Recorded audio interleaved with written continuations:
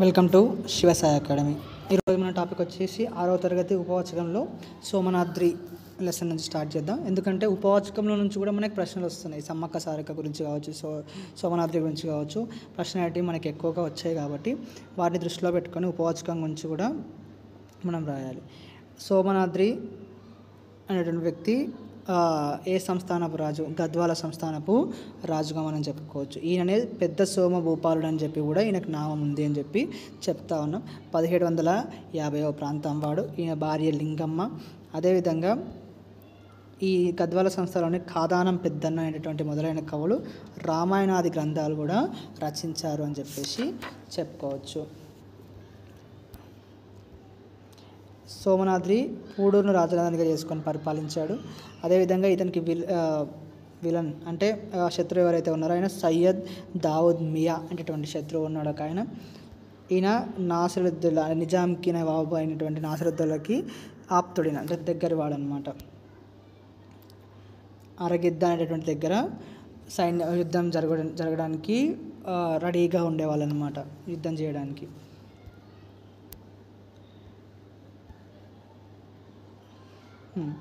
ఈయన ఓడిపోయినందుకు సయ్యద్ దావుద్ మియా ఓడిపోయినందుకు గుర్తుగా నగారా, పచ్చజెండా, ఏనుగులని సోమనాద్రికి ఇచ్చి తలదించుకొని మళ్ళీ రివర్స్ అయిన ప్రాంతానికి ఈయన వెళ్ళిపోయాడు అనమాట.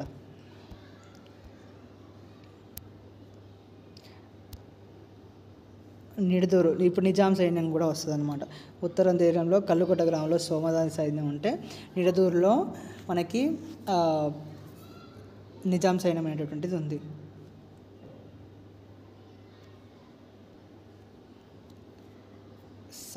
సైసు అంటే ఒక అతను గుర్రం తొంగించడానికి రెడీగా అయినటువంటి వ్యక్తి పేరు సైసు.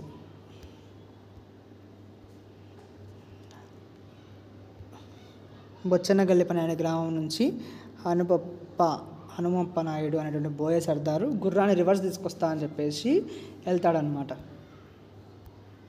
క్రయధనం అంటే అమ్మేటప్పుడు ఇచ్చేటప్పుడు తీసుకునేటటువంటి ధనం ఉంటుంది కదా, దాన్ని క్రయధనం అంటాం అనమాట. పాగా అంటే అశ్వశాల.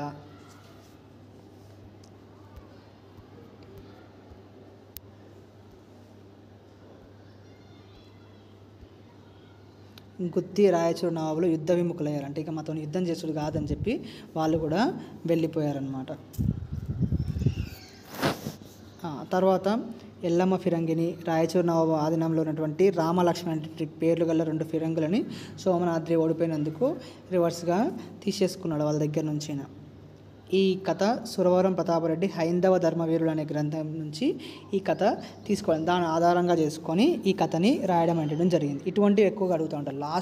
లాస్ట్ ఏవైతే ఉన్నాయో వాటిని ఎక్కువగా అడుగుతూ ఉన్నారు, చూసుకోండి. హైందవ ధర్మవీరులు అనేటువంటి గ్రంథం నుంచి. నెక్స్ట్ మన జాతర, చిన్న జాతర, సమ్మక్క సారక్కల మేడారం జాతర.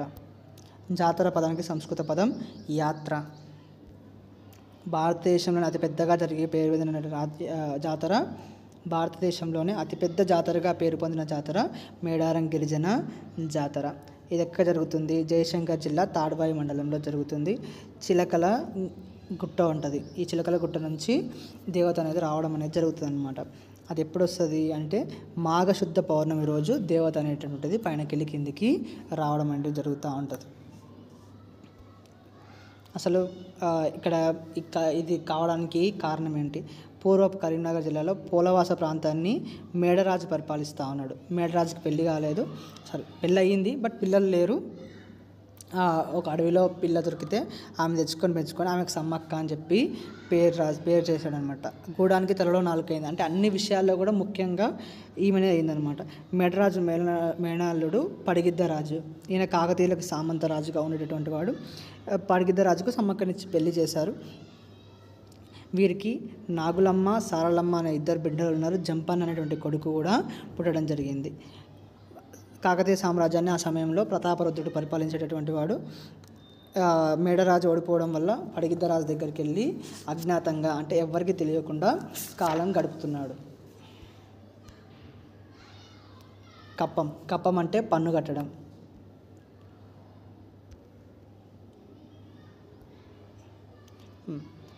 అతని మంత్రి యోగంధరాయనుని నాయకత్వంలో సైన్యం లక్కవరం దగ్గర స్థావరం ఏర్పాటు చేసుకుంది. ఈ సమ్మక్కతో పాటు కోడాయి గోవిందరాజు కూతుర్లు నాగులమ్మ సారలమ్మ కొడుకు జంపన్న కూడా పోరాటం అనేటటువంటిది చేస్తూ ఉన్నారు. జంపన్న వీరోచితంగా పోరాడుతూ సంపెంగ వాగులోకి దూకి వీరమరణం పొందాడు. అప్పటి నుంచి దాన్ని జంపన్న వాగుగా పిలుస్తారు. ఏ వాగులో దూకాడు? సంపెంగ వాగులో దూకి చనిపోయాడు. అప్పటి నుంచి దాన్ని జంపన్న వాగుగా పిలుస్తారనమాట. ఈశాన్య దిక్కున్న చిలకల గుట్ట మీదకి పోయింది సమ్మక్క. పోయి అక్కడ పోయిన తర్వాత అక్కడ నుంచి ఏమీ కనవలేదు. ఒక నెమలినార చెట్టు, దాని కింద ఒక పుట్ట మీద ఒక కుంకుమ భరిణ. ఈ కుంకుమ భరిణకేనండి పూజ చేసేది ఇప్పుడు మొత్తం కూడా. ఆ భరణలో పసుపు కుంకుమ చెట్ల మూలికలు కనిపించాయి. ఇక అప్పటి నుంచి సమ్మక్క దేవతామూర్తిగా ఉద్భవించిందని చెప్పి అందరూ కూడా అనుకునేటటువంటి వాళ్ళు. రాజుకి ఏకవీరాదేవి కనిపించి సమ్మక్క మానవ రూపంలో ఉన్నటువంటి దేవత అని చెప్పాడు. అప్పటి నుంచి రాజు అక్కడ జాతర జరిగించడం అనేటువంటి చేసేవాడు. ఈ జాతర ప్రత్యేకత ఏంటంటే గిరిజన పురోహితులు మాత్రమే ఇక్కడ ఉంటారు. మామూలుగా మన బ్రాహ్మణులు ఇక్కడ పూజ చేయరన్నట్టు. గిరిజన పురోహితులు మాత్రమే ఇక్కడ ఉంటారు. ఈ జాతరలకు ముందు రోజు ఒక కోయ యువకుడు చిలకలగుట్ట మీదకి పోయి పసుపు కుంకుమ నిండిన భరణలను కిందికి తీసుకొచ్చి ఎక్కడైతే సమ్మక్క గాయపడిందో దాని తల్లి గద్దె అని, సారలమ్మ ఎక్కడైతే వీరమరణం పొందిందో ఆ దాన్ని పిల్ల గద్దె. ఈ క్వశ్చన్ అడిగాడండి. సమ్మక్క గాయపడిన చోటుని తల్లి గద్దె అని, సారలమ్మ గాయపడినటువంటి చోటుని పిల్ల గద్దె అని చెప్పి చెప్తా ఉంటాం. ఈ తతంగాన్ని మనం దేవతలను ఆహ్వానించడము అని చెప్పి చెప్పుకుంటూ ఉంటాం అన్నమాట.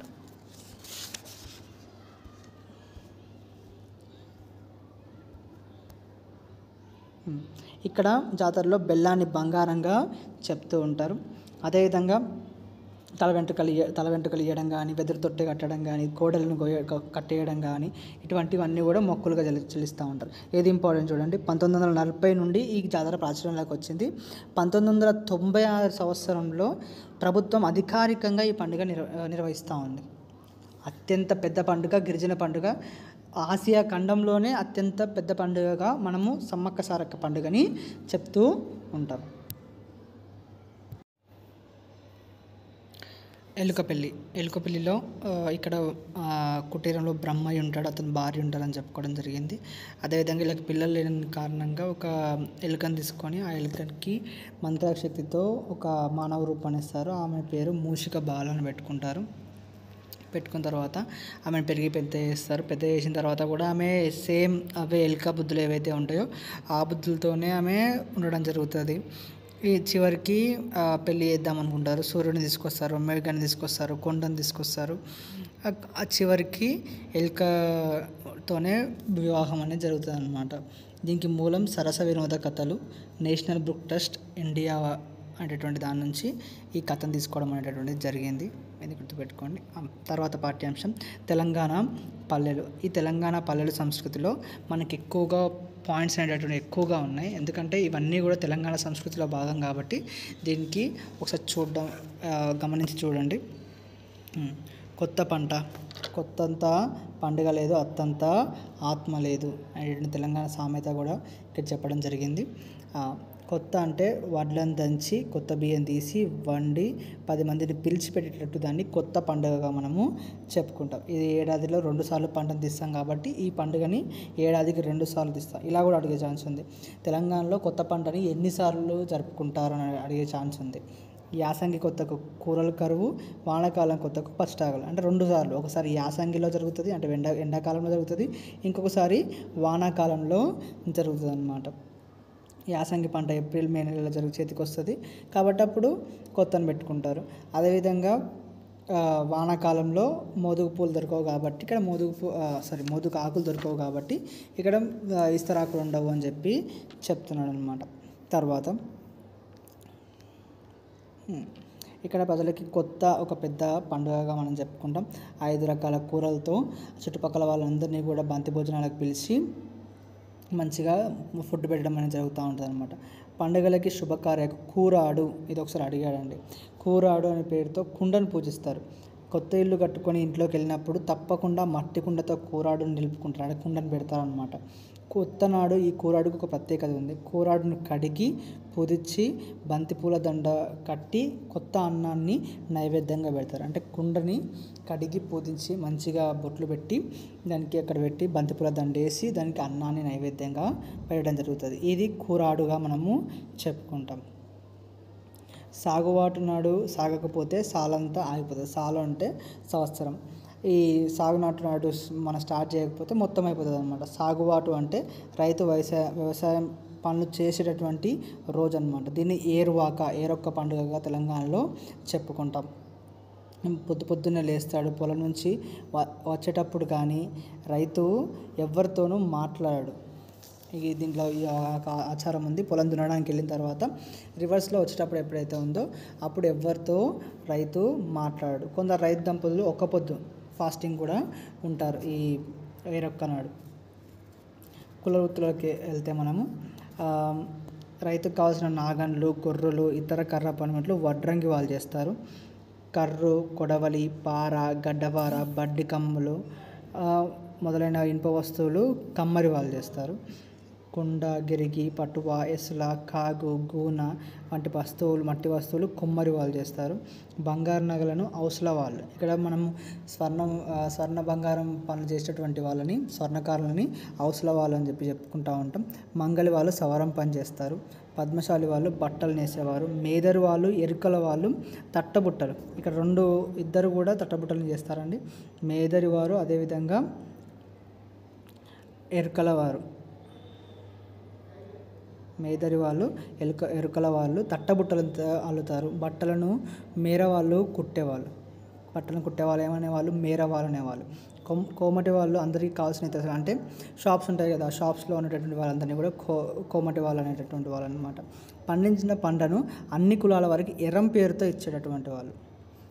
ఆ కులాలు మిగిలింది వాళ్ళకి సరిపోని పెట్టుకొని మిగిలింది షావుకారికి, అంటే ఈ కొమటలు ఎవరైతే ఉన్నారో వాళ్ళకి అమ్మేటటువంటి వాళ్ళు. రైతులకి ఒకప్పుడు నూనె కోసం పల్లికాయలు, నువ్వులు, కుసుమల్ని ఎక్కువగా పండించేటటువంటి వాళ్ళు. వాటిని గానుగా పడితే అన్నిటిని కూడా దగ్గరికి చేస్తే మనుషులకి నూనె, ఇటు పశువులకి మేత, దానా అంటాం కదా మనం, అది కూడా లభించేటటువంటిది. బెల్లం తీపి వంటకాలకు ఉపయోగపడేటటువంటిది. చెరుకును పండించి బెల్లం తీస్తారు. అన్ని రకాల కూరగాయలని కూడా మనం వాళ్ళ అప్పట్లో పండించేటటువంటి వాళ్ళు అనమాట.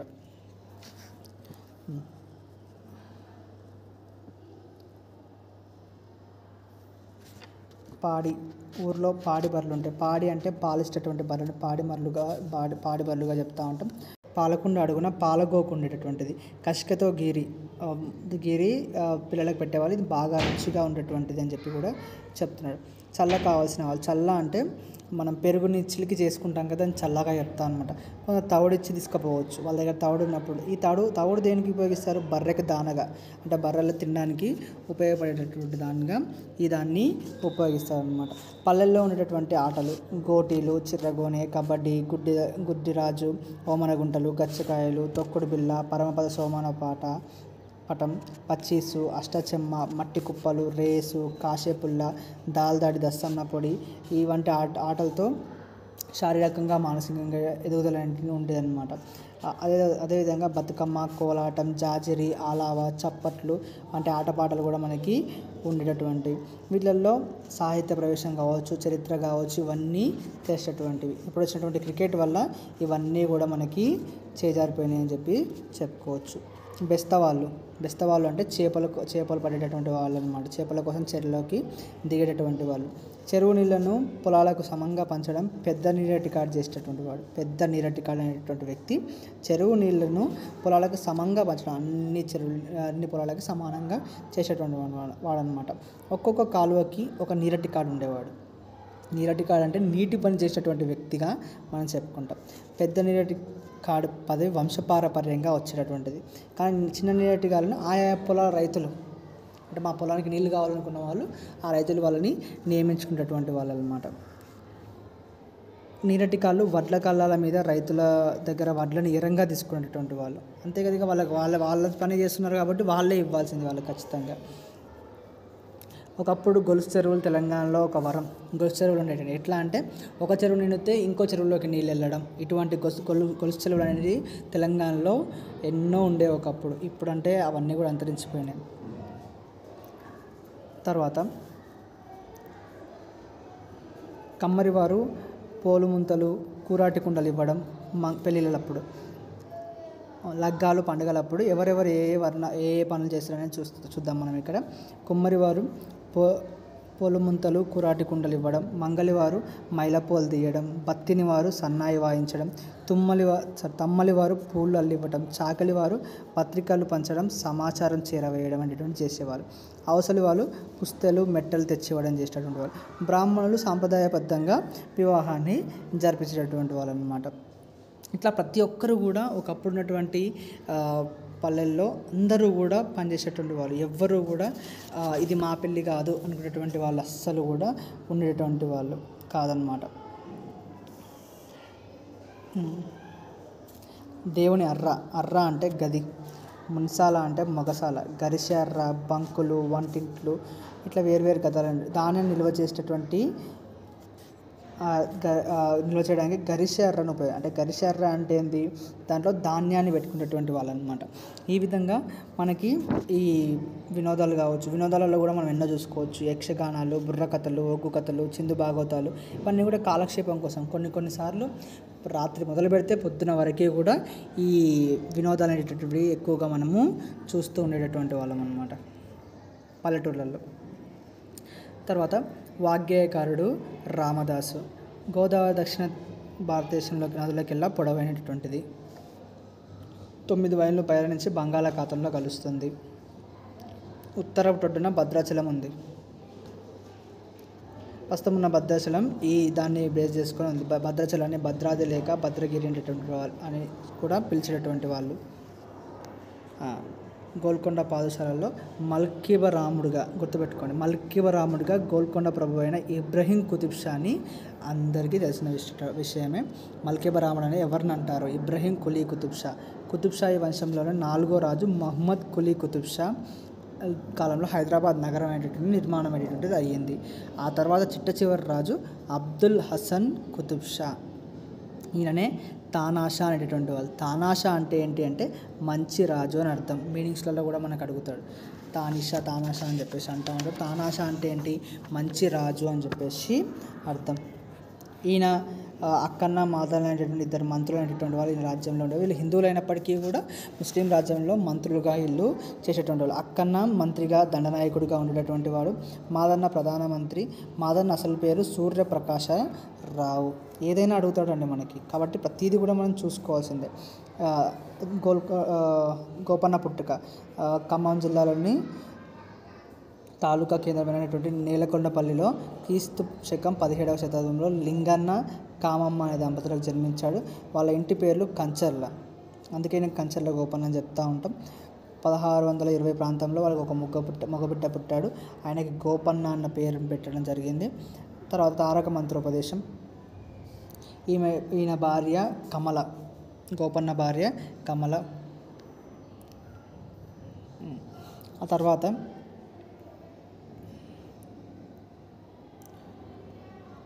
కబీర్ దాసు గోపన్నకి ఒకసారి ఇంటి దగ్గరికి వచ్చి ఆయనకి తారక మంత్రోపదేశం చేశాడు. ఆ తారక మంత్రోపదేశం ఏంటంటే ఓం రామాయ నమః అనేటువంటి తారక మంత్రాన్ని చేసి నువ్వు పారాయణ చేయు, నీకు మంచి జరుగుతుందని చెప్పి అక్కడి నుంచి వెళ్ళిపోతాడు అనమాట.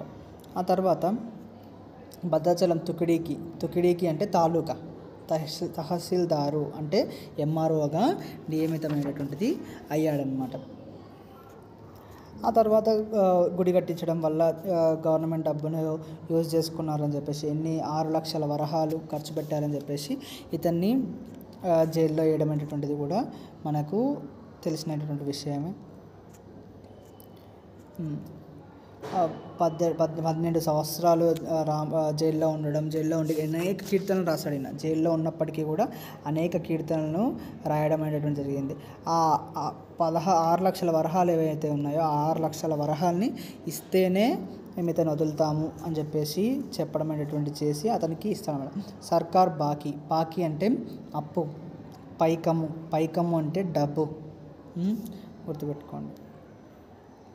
అదేవిధంగా మాన్యంగా అంటే భూమి బహుమానంగా ఇవ్వడం, దీన్ని మనం మాన్యంగా చెప్తూ ఉంటాం. అదేవిధంగా ఈయన అనేక కీర్తనలు రాయడం, బయటికి వచ్చిన తర్వాత కూడా దాశరథి శతకాన్ని రాశాడు. అందులో దాశరథి కరుణాపయోనిధి అనేటువంటి మకుటాన్ని ఉపయోగించి దాశరథి శతకం అనేటువంటిది ఉంటుంది. ఇక్కడ తెలుగు విశ్వవిద్యాలయం ప్రచురణ ఆధారంగా ఈ డీటెయిల్స్ని తీసుకొని మనకి కంచర్ల గోపన్ అనేటువంటి రామదాసు అనేటువంటి పాఠ్యాంశాన్ని మనకు రాయడం అనేది జరిగింది. మేము ఎంతో కష్టపడి ప్రతి ఒక్కటి కూడా చదివి మీకు దాంట్లో ఉన్నటువంటి మెయిన్ పాయింట్స్ చెప్పాలని చెప్పి ప్రయత్నిస్తూ ఉన్నాం. మా ప్రయత్నాన్ని మీరు ప్రోత్సహిస్తారని కోరుకుంటున్నాం. మీకు తొందరగా ఇన్ఫర్మేషన్ కావాలంటే మాకు వాట్సాప్ ఛానల్ ఉంది, టెలిగ్రామ్ ఛానల్ ఉంది. అండ్ అదేవిధంగా వాటిని ఫాలో కావాలని చెప్పి చెప్తా ఉన్నాం. వాటిని ఫాలో అయితే మీకు ఎప్పటికప్పుడు ఇన్ఫర్మేషన్ వస్తూ ఉంటుంది. దాని లింక్ డిస్క్రిప్షన్లో ఇవ్వడం జరుగుతుంది, కామెంట్ సెక్షన్లో చూసి దాన్ని ఫాలో అవ్వండి. మమ్మల్ని ఆదరిస్తున్నందుకు థ్యాంక్ యూ.